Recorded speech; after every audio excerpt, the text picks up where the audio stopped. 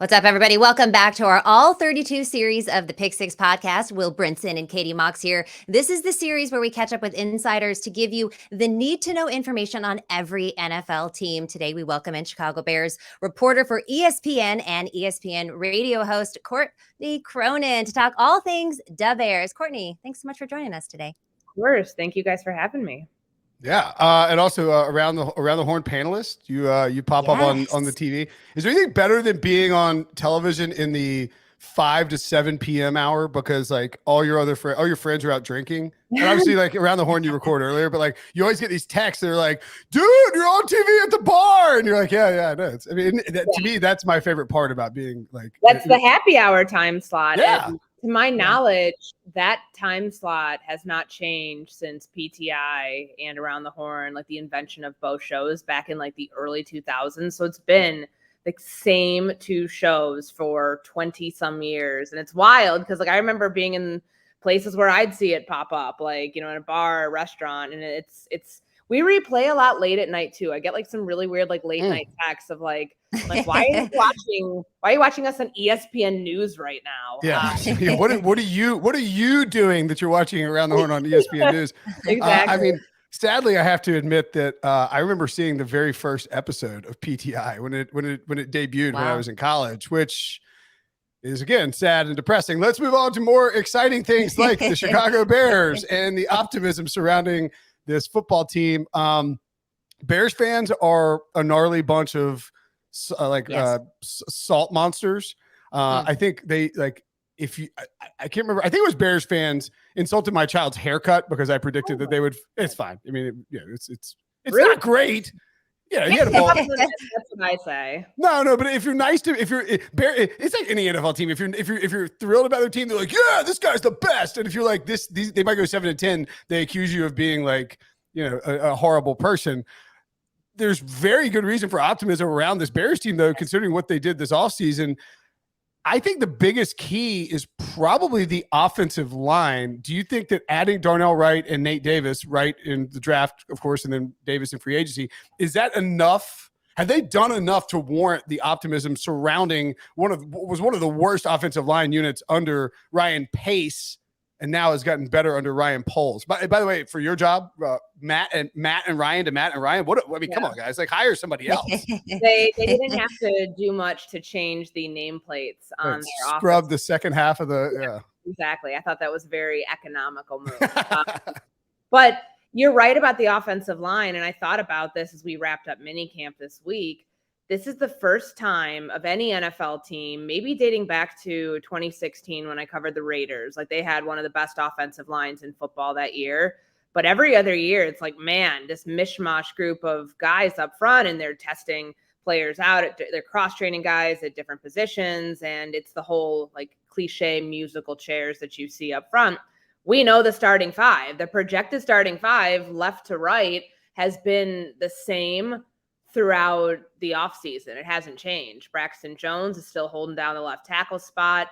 Tevin Jenkins was moved, immediately when they signed Nate Davis from right to left guard. So he's at left guard. Cody Whitehair remains with this team. He's going back to center. He has not taken any reps, anywhere else. And then Nate Davis and Darnell Wright. Like, you don't draft a guy 10th overall and expect to have to work him in or whatever. Like, this is a pick that they made knowing that's a very important spot on the offensive line at the two bookends that you have to have for pass protection. And I'll say this about the O-line. Like, it was one of the worst in football last year. And before that, the year that Fields was sacked again, like leading the league in 2021, not a great unit, but some of it is on him too. Like, he holds on, like his fatal flaw coming out of college that a lot of people talked about in the draft process is, waiting too long and time in the pocket too long, time before throwing too long. Like, he's got to get better with his release on that. But you put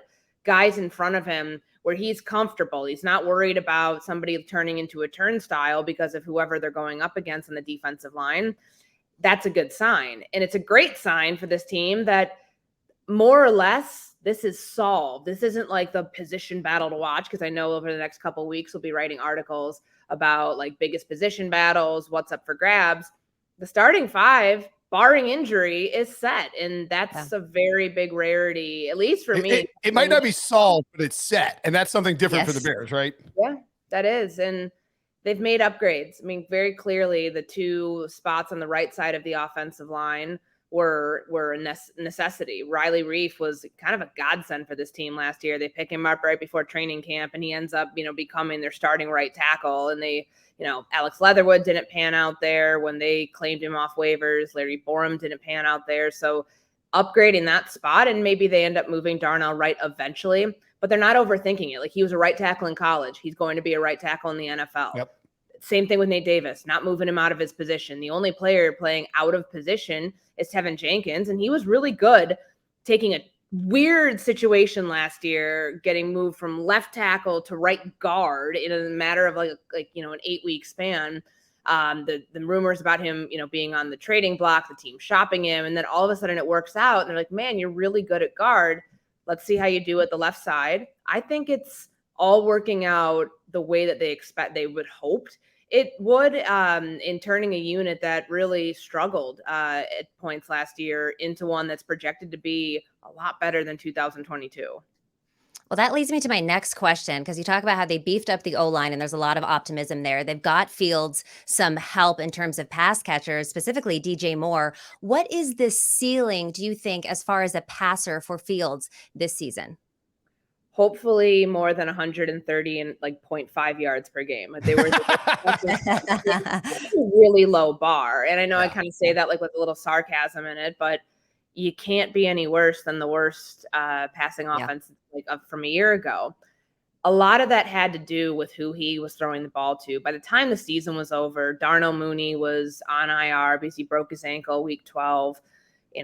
Chase Claypool did not pan out last year. They traded for him because they projected out, what is free agency going to look like in 2023? Pretty bleak. So they knew the way they had to go about beefing up their receiving core was to go pluck somebody off of somebody's team and give up high draft capital to do it. They did it with Chase Claypool. Now they're doing it with DJ Moore.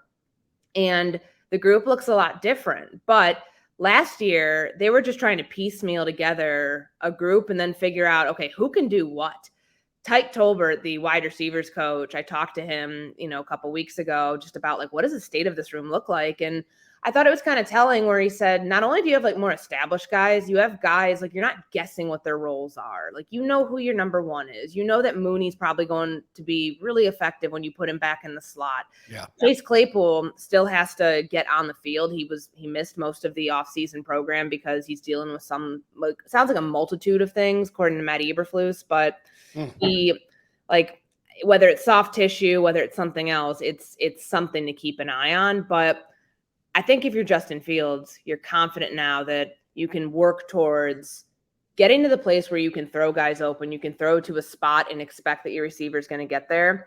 And what we saw in minicamp and in OTAs is that DJ Moore is a bright spot on this offense, something that they have not had. And it was funny because by the time he was traded to Chicago Bears, his receiving yard numbers were among the best that the Bears would have ever had. the third highest all time, Chicago Bears receiver or something. Yeah. And I think back to that Musha Muhammad quote from years ago where he said, Chicago's where receivers go to die. And I don't know if either of these two were free agents, if the Bears would have been the place that they expected to go or wanted to go because of that. I mean, it is notoriously, it's been a defensive first mindset in this city. And then, of course, the running game. They were the most dominant rushing offense last year. A lot of those contributions came from the quarterback. They're trying to change things. They're trying to make Justin Fields into a passing quarterback, which he was in college. People forget about that.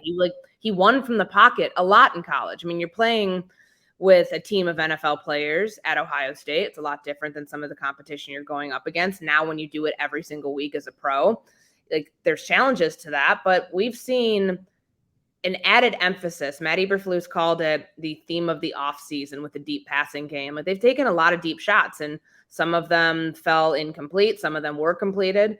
And when you get a chance to just try things out right now to see what works, it shows you like they are a much, much further along than they were this time last year, just trying to figure out what their receiving core was going to look like. Okay. So, I mean, I thought you were like, I mean, I didn't think you were kidding. Like, I figured he would be like in the top 5 or something like that. He would actually be the current Chicago Bears. Here are the top 5 Bears receiving leaders all time in franchise history. This is cripplingly depressing.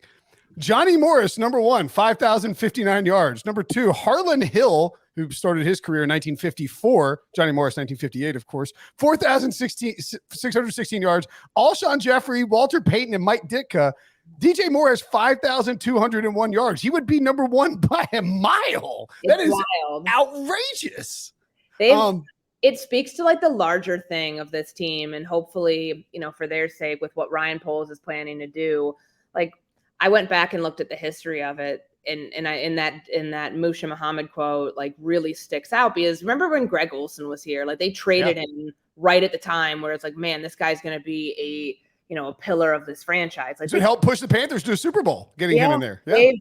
They've never gotten it right at that position, and now's the time to change. Like, you can't just continue to adapt when, people in your division have multiple thousand. Look at Minnesota. They have multiple 1,000-yard receivers every season. They have the best receiver in the NFL right now. Like, you got to keep pace there. And that's why, like, when they traded for the number 1 pick, like, getting DJ Moore in that package was so pivotal, because they weren't going to be able to get that sort of caliber player in free agency.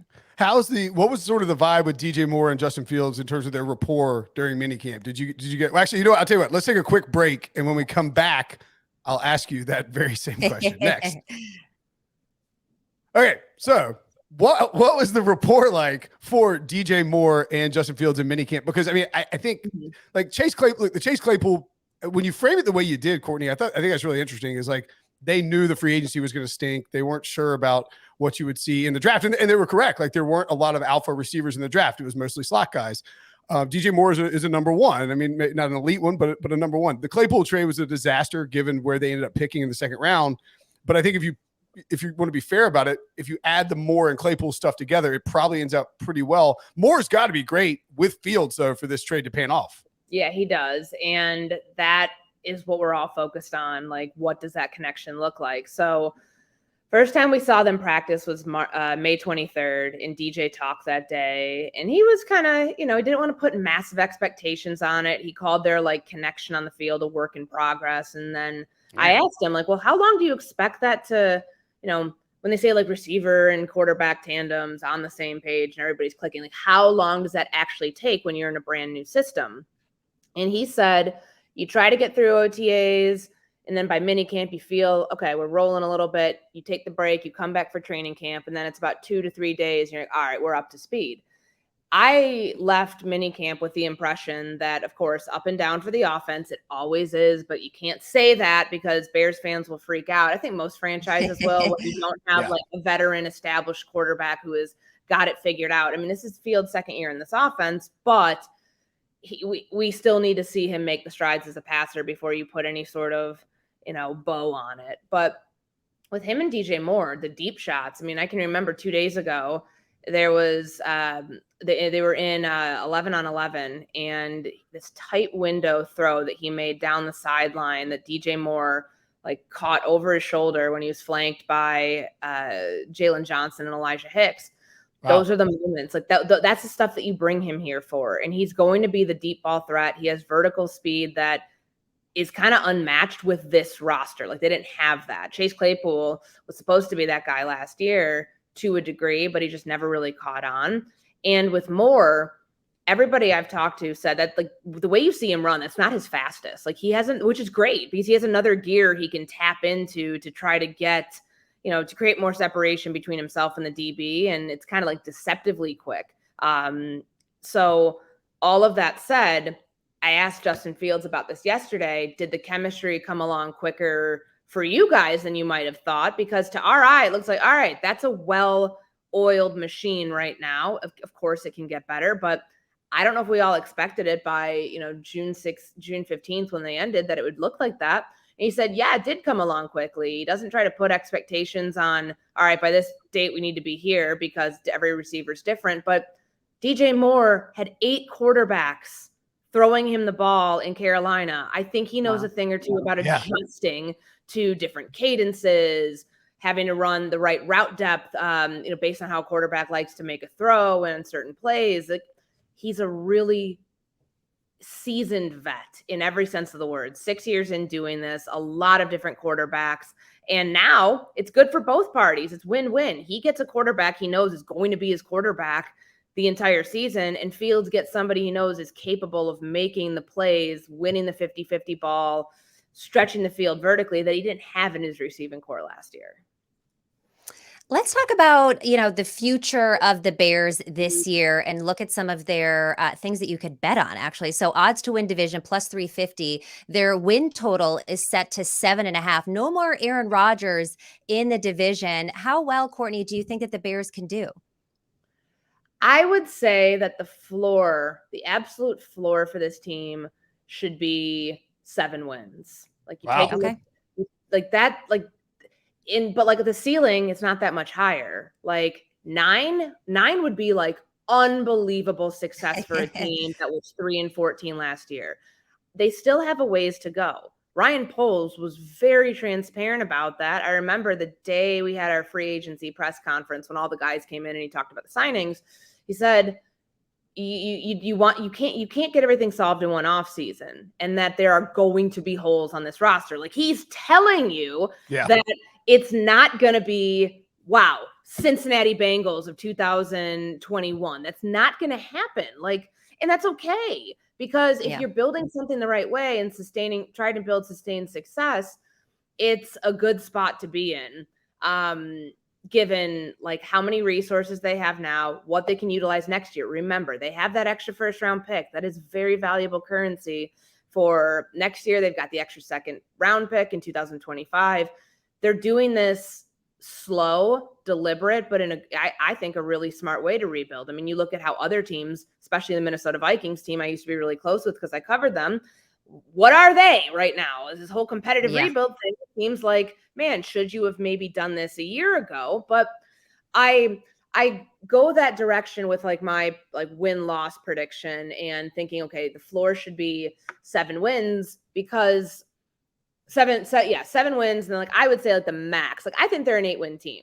I think. Well, I mean, I don't know if you can see it on the screen, but you're spot on with Vegas. Caesars has it at over 7.5 minus 135, which is basically saying we think this team is going 8-9. Like, that's a tight window, but I mean, that does, and it could, they could win 5 games, they could win 10 games. It's a weird division, it's a weird NFC. But I mean, do you think would it be bad for them to win 9 or 10 games? I know that sounds stupid, you know what I mean? But it's I get the question, because it's like you still want.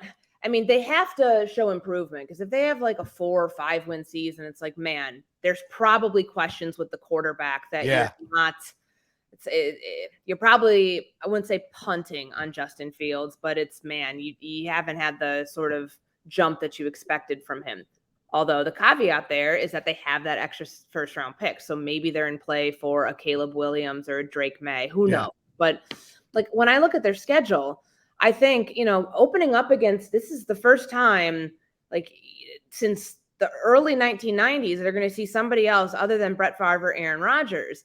And for them to be at home, the America's Game of the Week time spot in week 1 against the Green Bay Packers, there's a shift happening in the NFC North. Detroit may go win the division, which is wild to think about, but I think the Bears can make up some ground with some of these division games, especially with Green Bay. I don't think, I'm maybe in the minority, I don't think Green Bay is going to fall off of a cliff. I mean, look how many first rounders they still have on their defense. I think that they're still a pretty decent team.